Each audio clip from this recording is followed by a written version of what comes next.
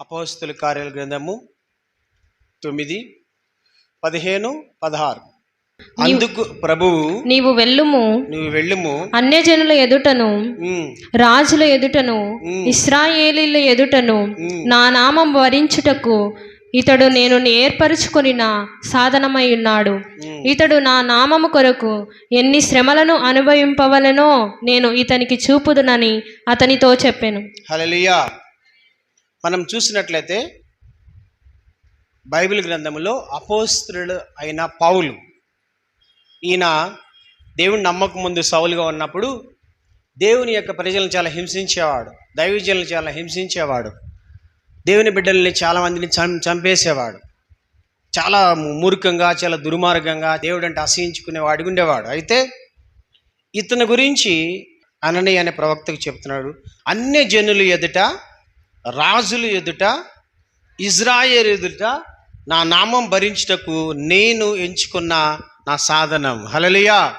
ఎన్ని శ్రమలు పడాలో నేను అతనికి నేను నేర్పిస్తా అని దేవుడు సౌలు గురించి అననీయకు చెప్తాడు. జాగ్రత్తగా వినండి. దైవజనుడుగా ఒక మూర్ఖుణ్ణి, ఒక క్రూరుణ్ణి, ఒక హంతకుణ్ణి దేవుడు దైవజనుడిగా ఎంచుకుంటాడు. ఈ యొక్క సౌలుని ఎంచుకొని ఏం చేస్తాడంటే దేవుడు 13-14 సంవత్సరాలు అరేబియా ఎడారిలో తీసుకెళ్ళి ఆయన బాగా పుట్టమ వేస్తాడు. సువర్ణ వలె బాగా నలుపుతాడు దేవుడు. నలిపి చివరికి ఆయన్ని తన సేవల్లో మిగతా 11 మంది శిష్యుల కన్నా బలంగా వాడుకుంటాడు. జాగ్రత్తగా వినండి. దైవజనుడు అంటే ఎవరంటే దేవుని కోసము, దేవుని ప్రజల కోసము నలిగిపోయేవాడే దైవజనుడు. హల్లెలూయా. బండ సందుల్లో కూర్చోటం కోసం దేవుడు ఎంచుకున్న పాత్ర. ఇంకా మీకు అర్థమైతే చెప్పాలంటే కరిగే క్యాండిల్. హల్లెలూయా. క్యాండిల్ చూసారా? ఈ క్యాండిల్ వెలిగివ్వాలంటే ఇంట్లో అది కరిగిపోవాలంతే. తన స్వరూపము తనకు రావాలని, తనలాగా క్షమించే శక్తి, తనలాగా భరించే శక్తి, తనలాగా అన్ని ఓర్చుకునే శక్తి ఈ సౌలుకు రావాలని శ్రమ కొలిముల్లో సౌలుని పుట్టమి వేసాడని మనం వాక్యం చూస్తున్నాం. హల్లెలూయా. ఎన్ని శ్రమలు అంటే సౌలు జీవితంలో ఆయన దేవుణ్ణి నమ్ముకున్న క్షణము నుంచి చనిపోయే వరకు కూడా అసలు ఆయన సుఖమే లేదు. ఏనాడు కూడా ఆయన హ్యాపీగా ఒక 3 పూట్ల తిన్నది లేదు, హ్యాపీగా ఎక్కడ ప్రశాంతం గడిపినట్టు లేదు. బైబిల్ గ్రంథంలో ఆయన ఎన్నో శ్రమలు పడుతూ, ఎన్నో నిందలు వాళ్ళతో కొట్టి చంపి పక్కన పడేస్తాడు. కానీ దేవుడు ఆయన మళ్ళీ బతికించుకుంటాడు. అన్ని జీవితంలో అట్లా ఆయన దేవుడు పుట్టమి వేశాడు. ఎందుకు ఈ మాటలు నేను చెప్తున్నానంటే, దేవుడి సేవ చేయాలంటే ఇది బిజినెస్ కాదు, ఇది. హల్లెలూయా. బిజినెస్ చేయడం చాలా ఈజీ, ఉద్యోగం చేయడం చాలా ఈజీ, జాబ్ చేయడం చాలా ఈజీ, చదువుకోవడం చాలా ఈజీ, కూలి పని చేసుకోవడం చాలా ఈజీ, ఏదైనా చేయడం ఈజీ. కానీ దేవుడి యొక్క సేవ చేయడం మాత్రం అంత ఈజీ కాదు.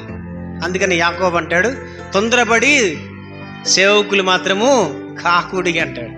సేవకులు అయ్యారంటే వాళ్ళ దేవుడు ఏం చేస్తాడంటే పుట్టమ వేస్తాడు. దైవజనుడు అంటే ఎట్లా ఉంటాడంటే, ఎలా ఉండాలంటే అందరి కోసం భరించాలి. మీకు ఇంకా అర్థమయ్యేది చెప్పాలంటే, జనం దగ్గర రకరకాల శక్తులు ఉన్నాయి, రకరకాల పోరాటాలు ఆమెని నాశనం చేస్తున్నాయి, ఆమెని చావుబుద్దుల్లో తీసుకెళ్ళి. అంటే ఆమె గురించి జరిగింది అది, అందుకే ఆమె పేరు చెప్తున్నా. ఈ అమ్మ చావు బతుకుల్లో రక్తం కక్కుతేడికి వచ్చింది. అట్లాంటి కండిషన్లో ఆ శక్తులు గలివిలు చేస్తున్న టైంలో దేవుడు తీసుకొచ్చి నా చేతిలో పెడతాడు. ఇప్పుడు తన కోసం నేనేం చేయాలి? ఖచ్చితంగా ఆ భారం అంతా నేను పైన వేసుకోవాలి. నేను ఇక్కడ కనుక కాస్త స్వార్థంగా ఆలోచించానంటే మాత్రం నేను దైవజనుడి కాను. ఇట్లా దేవుడు ప్రతి ఒక్క ఆత్మని దైవజనుడికి అప్పచెప్తాడు. హల్లెలూయా. దైవజనులు అంటే ఇంకేమంటారంటే ఆత్మీయ తల్లిదండ్రులు. ఎవరు? ఆత్మీయ తండ్రి. అంటే మీ ఆత్మల్ని ఈ భూమి మీద కాపాడటానికి దేవుడు ఎంచుకున్న తండ్రి. మీ ఆత్మ గురించి భారం మా అమ్మే పెడతాడు. అది ఆ భారం ఎంత భారం అంటే మా ప్రాణం తీసి మీకు పోయాల్సి వచ్చేది కొన్నిసార్లు. హల్లెలూయా. కన్న తల్లి గురించి ఇప్పుడు విన్నారా? తల్లి అంటే ఎవరంటే తన ప్రాణం పోసి మనకి జీవం ఇచ్చేది. అంతేనా? ప్రసవించి పిల్లలకి అందంటే తన ప్రాణం అక్కడ పోసి ఒక బిడ్డను కనిద్ది.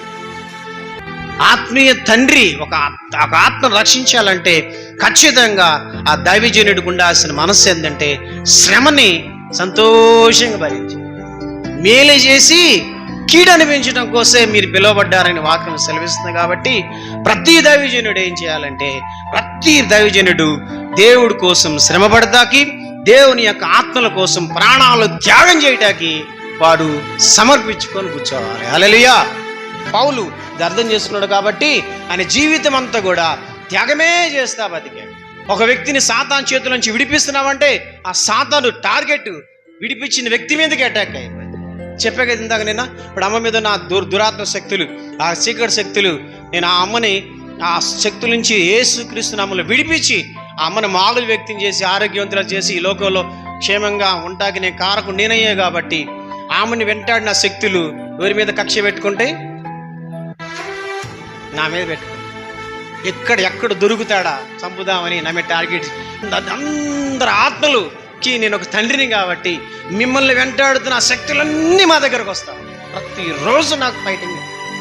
నాకే కాదు, నిజమైన ఆత్మీయ తండ్రులందరికీ కూడా పోరాటం ఉంది. మా జీవితాల్లో కూడా నేను చాలాసార్లు అనుకున్నాను, ఎందుకు ప్రభు మాకు ఇన్ని కష్టాలు, ఎందుకు ఇన్ని నిందలు, మేలు చేయటం ఏంటి, కీడు అనిపించటం ఏంటి, వాళ్ళకి ఒక మంచి పేరు తీసుకొచ్చి మేమెందుకు చెడ్డ పేరు తెచ్చుకోవాలి, వాళ్ళని రక్షించి మేమెందుకు నాశనం కావాలి, మేమెందుకు ఓడిపోవాలి, మేమెందుకు నష్టపోవాలి, ఇట్లా కొన్ని ప్రశ్నలు అప్పుడప్పుడు నా ముందు సాతాను పెడుతున్నప్పుడు వెంటనే దేవుడు బైబిల్లోంచి భక్తుల ద్వారా ఆన్సర్ ఇచ్చేవాడు. హల్లెలూయా. నువ్వు శ్రమ కోసమే, ఇతరులు మేలు చేసి శ్రమ కోసమే పిలువబడ్డావు. ఇది నీకు ఇష్టమైతే సేవ చేయి. హల్లెలూయా. లేకపోతే వెళ్ళిపో, ఏం బాధలేదు, వెళ్ళిపో అని దేవుడు క్లియర్ మాట్లాడితే ఏడుచుకుంటూ నేను అమ్మ దేవుడి దగ్గర ఇంకా త్యాగం చేస్తూ ఉంటాం. ఇంకా త్యాగం. నేను చెప్పగలుగుతా, నా ఆశ ఏంటంటే దేవుడు రాకడ వచ్చేంత వరకు ఈ భూమిలో మేము ప్రాణున్నంత వరకు ఇట్లా త్యాగం చేసుకుంటూనే బతకాలని మా ఆశ. హల్లెలూయా. అదే మాకు క్షేమం, అదే మాకు ఘనత, అదే మాకు ఐశ్వర్యము, ఆశీర్వాదం. కాబట్టి మీరందరూ దయచేసి మా ఆత్మీయ బిడ్డలుగా మా ఆరోగ్యాల కోసము, మీకోసం మేము చేస్తున్నాం. ఎవరి కోసము? మీకోసం మేము చేస్తున్న ఈ పరిచర్య కోసం ప్రార్థన చేయాలి. మీకు ఇంకొక మాట చెప్పి నేను క్లోజ్ చేస్తాను. అసలు నేను ఎందుకు ఇక్కడ తీసుకొచ్చాడు దేవుడు? ఈ గోవిందపల్లి, సిరివెల్ల, ఆలగడ్డ, నంద్యాల ఇన్ని చర్చిలు ఉంటే నువ్వు ఈ చర్చికి ఎందుకు రావాల్సి వస్తుంది? అసలు ఇక్కడే ఎందుకు బాప్తీసం తీసుకోవాల్సి వస్తుంది? నువ్వు ఎందుకు తీసుకున్నావు? ఇక్కడే నీకు ఎందుకు హీలింగ్ అయింది? ఇక్కడే నీకు ఎందుకు స్వస్థత జరిగింది? వేరే చర్చిలు ఎందుకు జరగలేదు? మాకన్నా పెద్ద సేవకులు, మాకన్నా పెద్ద సంఘాల్లో జరగని స్వస్థత ఇక్కడే నీకు ఎందుకు జరిగింది అంటారు? ఇక్కడే విడుదలేందంటే దేవుడు ఈ పరిచర్యలో నిన్నేం చేశాడు? ఎంచుకున్నాడు అని అర్థం అన్నాడు. ఈ పరిచర్యకి నీకేదో బంధము ఏర్పడింది.